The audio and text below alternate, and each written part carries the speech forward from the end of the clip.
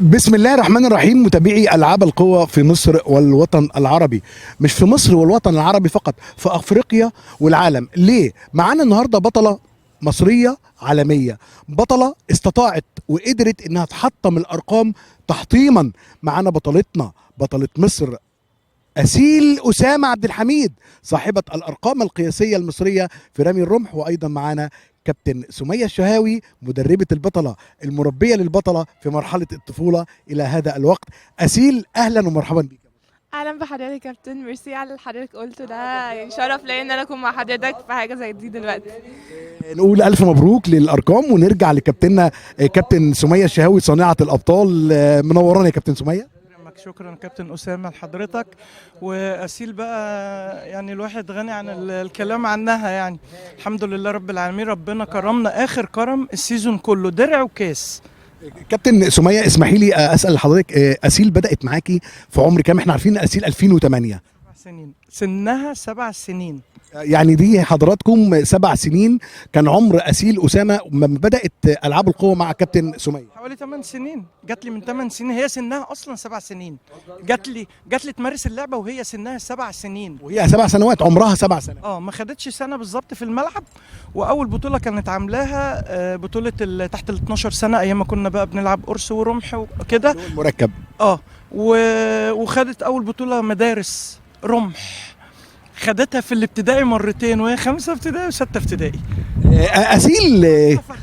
أسيل أسامة بطلتنا الصاعدة الواعدة بقوة. متابعينا الكرام، عايزين نعرف شعور أسيل النهاردة بالكلمات والإطراءات الطيبة من رئيس الاتحاد المصري العميد حاتم فودة ليكي على منصة التتويج. شعورك إيه في هذه اللحظات؟ انا طبعا كنت مبسوطه جدا وفخوره قوي ان انا قدرت اوصل ان انا اجيب رقم زي ده، ان دي اول مره اخد دهب بطوله درجه اولى في مصر. فانا كنت مبسوطه جدا ان انا قدرت اخد البطوله وان الرقم كان كويس. فالحمد لله يعني كنت مبسوطه جدا، وان شاء الله احسن المره الجايه. كابتن سمية، أسيل، كلمينا ونعرف متابعينا في مصر والوطن العربي وأفريقيا والعالم عن الأرقام القياسية التي تحطمت في 2024 لبطلتنا الأسطورة الصغيرة أسيل أسامة. إن شاء الله الحمد لله، درع وكاس سنة 24. 23 آخر 23 زي اليومين دول كانت محطمة رقم ال 16 متر، 16 سنة 51 متر 65 سنتي. ده تحت الرقم اللي هو تحت 16 سنة. اما ابتدينا بقى في السيزون بتاع 24 حطينا رقم تحت 18 سنة وتحت 20 سنة.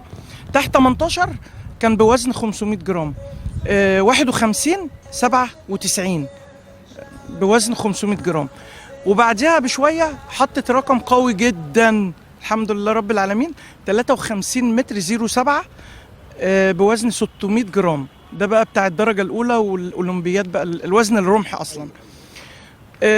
في الكاس الحمد لله رب العالمين، 51 خلتهم 55، 53 خلتهم 55، 46 ده بتاع امبارح أو 42 صح؟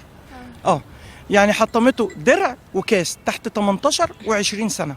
الحمد لله بأرقام، يعني الحمد لله رب العالمين، ولسه في جاي أحسن بكتير بإذن واحد أحد. أسيل أسامة بطلتنا الأسطورة الصاعدة الواعدة بقوة في رمي الرمح المصري والعربي والأفريقي والعالمي. أسيل أمنياتها وتطلعاتها بعد منصات التتويج المصرية، منتظرين إيه المرحلة المقبلة بطلتنا الأسطورة الصغيرة أسيل أسامة؟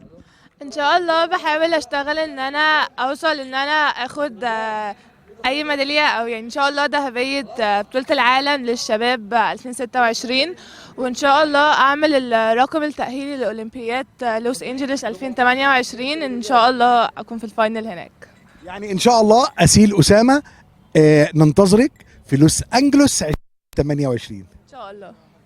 تحياتي كابتن سمية الشهاوي مدربتنا القديرة، تحياتنا بطلتنا الجميلة اللي هتشرف مصر ان شاء الله. انتظرونا متابعينا الكرام بأسيل أسامة عبد الحميد. تحياتي. ثانك يو يا كابتن. شكرا لحضراتكم.